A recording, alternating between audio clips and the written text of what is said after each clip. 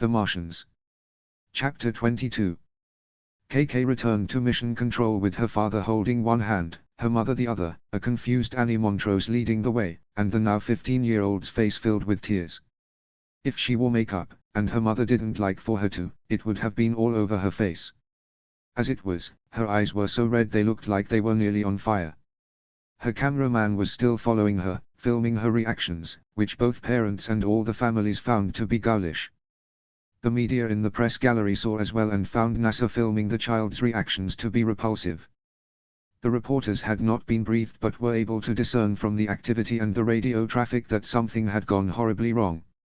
Many were giving live update reports with little to say, and the longer they were in the dark, the more embellishment occurred, at least with the video and radio media. The print media could wait for a story, radio and television could not, so they went with what they had to fill their time. Nothing was made up, but all had their own expert discussing the event and none had a positive spin. Good, you're back. Did Mama and Mr. Watney decide to stay? Irene thought it best. What's happening? Annie answered. Nothing yet, hold off on briefing for a few minutes, but KK, if you'll sit right here, Henderson said, patting his seat overlooking the room that he, Kapoor and Sanders were standing around, then looking at his watch. In about 3 minutes we're going to get a message. Sit there. But, why? KK asked, looking at what was clearly the most important chair in the room. Sorry Kalani, but things are moving fast, and I don't have time for this. You're sitting here because it's the best seat in the house for what is coming next. You kept the faith. You earned the view. Mitch said as he unceremoniously reached under her arms, lifted the tiny girl up, and plopped her down in his seat. Her feet were now dangling 2 to 3 feet off the floor and she could see the entire room. What do you make of that photo, KK? Mitch said, pointing at the satellite overhead image of the KK site that was now displayed on the main screen in the room. Is that the launch site? Is that snow? Very good. The Orion engines burn JP1, that's basically enriched kerosene, as well as hydrogen and oxygen, so there is a lot of water created, and the force of the engines blows it around and it lands as snow, or ice. We can't say for sure yet, but it looks like snow, doesn't it? Hang on. Mitch said as he, Teddy and Venkat listened to their headsets. Go ahead, Satcom. Okay, as expected. No, I will send KK in a second, copy that. Mitch said into his mic before turning back to KK, now, look close. What's missing? KK stared at the screen, her parents and around the room. She had heard Henderson's side of the conversation but was only vaguely aware of what Satcom was and wasn't clear at all what it had to do with her sitting in the mission control commander's seat.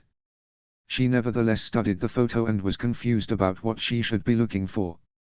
Her confusion would be cleared up momentarily as Mitch looked at this watch and said, about a minute or so.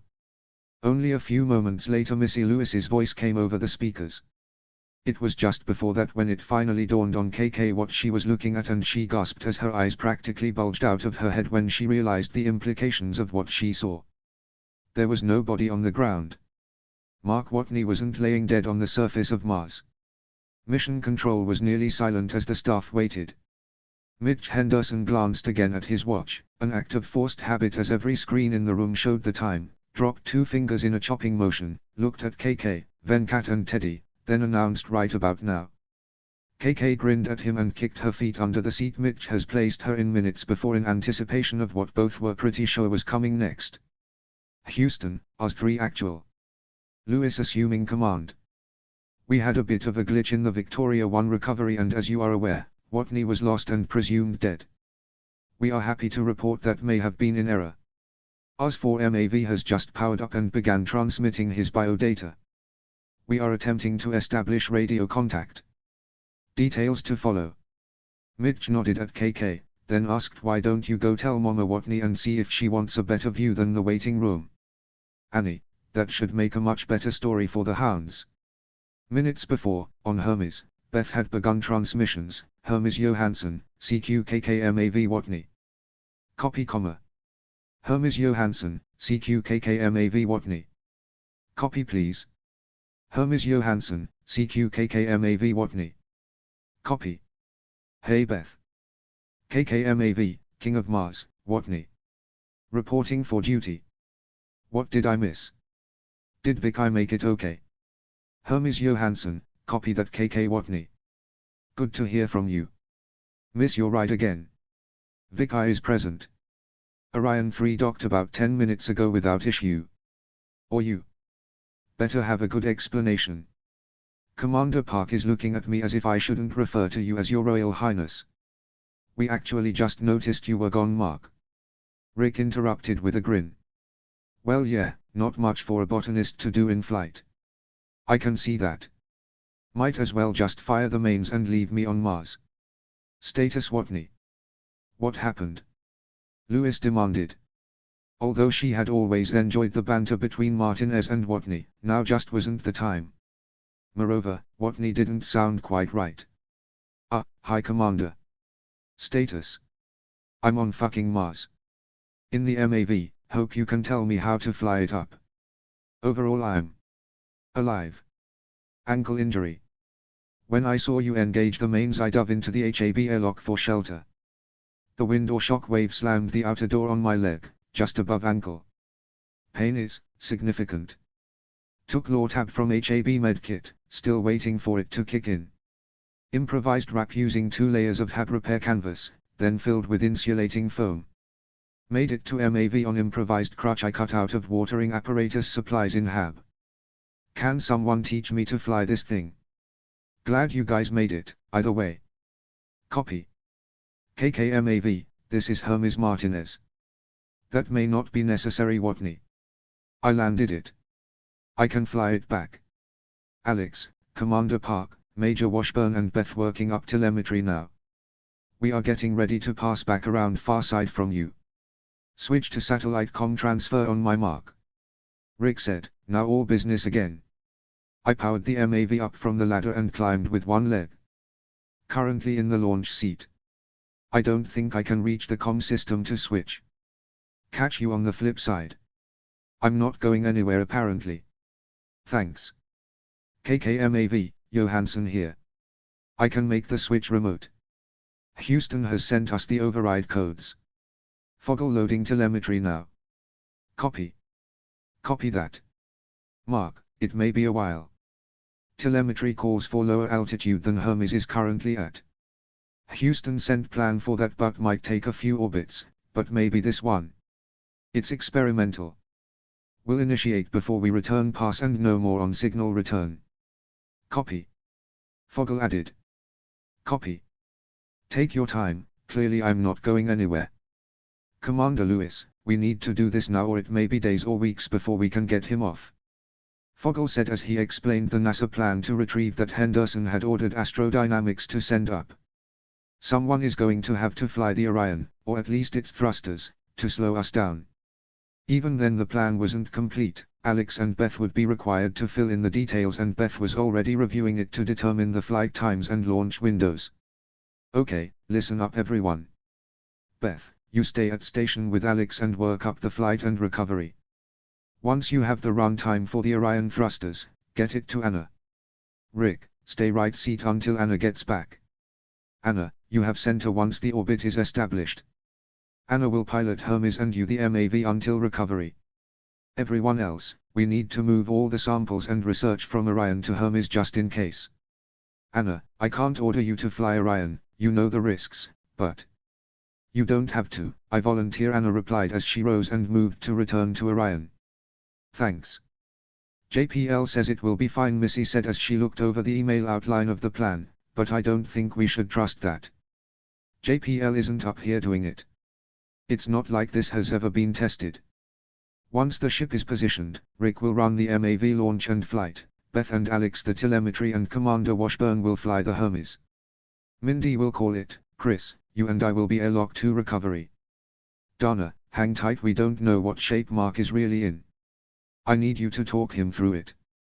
Everyone go, let's get Orion offloaded. Commander Washburn. Anna asked. Field promotion, but you have the Orion 3 by yourself, so that's your title now, and I'll make it stick. You wanted a cool NASA title, didn't you? The absence of gravity made moving the ton or so of research easy as the crew formed a bucket brigade throwing the sample boxes from the hold, through the living quarters and into the comm. where they were then sent into the Hermes and tossed into the weightlessness of the primary shaft. Dana strapped everything down lightly but quickly, and then the food was tossed through as well. Dana demanded that Mark's personal bag not be forgotten, and it wasn't. Everything else stayed behind. The concern was that if Hermes didn't take to being pushed about by Orion at the dock, the strongest part of Hermes, it could be jettisoned, and Anna returned to the ship via tether. No one really liked this idea, but it was all they had. Orion 3 had the fuel and power to return to Earth on its own, and as a result Hermes was in a much higher orbit than it would have been to recover AMAV. The ship Watney was in couldn't reach it. Hermes lacked the maneuvering fuel to lower its orbit, although could have been in the appropriate orbit by making a small adjustment days or weeks before. It did have the flight fuel, and Rick turned the mains in the direction of flight to begin the slowdown, but it would not be enough without a push. The Hermes main engine simply wasn't designed to brake the ship over a short period. The Orion 3 was nearly full of maneuvering fuel, as it had spent the better part of a year topping its tanks off on Mars. It was compressed and didn't burn, relying instead on the release of the pressure to provide thrust. NASA said it would have enough, and NASA also thought the strain would not break Hermes in two. Everyone was hoping NASA was right about both. Due to the high orbit, it was decided to rotate the ship until Orion's navigational thrusters would be aimed to force Hermes closer to Mars. Lowering the orbit would have the effect of increasing the ship's speed, making recovery impossible, so once it was moving in the right direction, the ship would again be turned so that the same thrusters could be drained of fuel to slow it down. Astrodynamics had come up with this in but a few minutes, but the math had been checked several times and shown to be right by computers at Houston, JPL, and now on Hermes. It had been considered that the Orion thrusters could be used to simply slow the Hermes down on its course, and letting gravity do the work of lowering the ship, but that would have taken longer and had a higher risk of the Hermes crashing into the upper atmosphere before it could regain altitude with its main engine. While the crew was emptying the Orion 3, back at Houston, Mission Control could only listen. The maneuver would need to be attempted on this orbit or could not be tried again until Hermes returned to Mars on the long elliptical orbit it had established. Lowering the craft now was imperative, especially as the nature and extent of Watney's injuries were unknown. Chris and Dana took turns glancing at his biometrics as they unloaded Orion, and both were concerned about his heart rate and blood pressure. Collectively it indicated that he might have bleeding, either internal to his injured leg, which could lead to a clot and embolism, or external into his EVA, which could cause him to bleed out. Either way, a launch would only make things worse, but there really was no choice. Dana talking to him didn't reveal much more information about his injuries, except that it was quite painful, and he wasn't happy talking to her, or anyone else of the Victoria crew. None of these details were known to KK as she ran back down the hall to the family waiting area, this time with her cameraman behind her and Annie following her.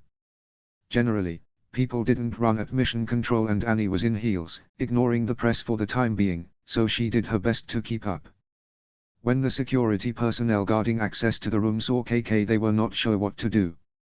Without Annie Montrose, she had no special permission to enter, although they had seen her leave just minutes before. On the other hand, they were not about to shoot a diminutive 15-year-old who was running as fast as she could and grinning from ear to ear. "Hold on just a second, miss. I'll be right back." "But..."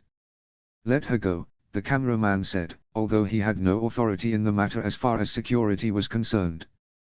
While the security officers pondered this, KK was through the door and on seeing Mrs. Watney began yelling. "He's alive. He's on the MAV and they are going to get him home." KK shouted as everyone in the room turned to stare at her, and she rushed into Mrs. Watney's waiting arms.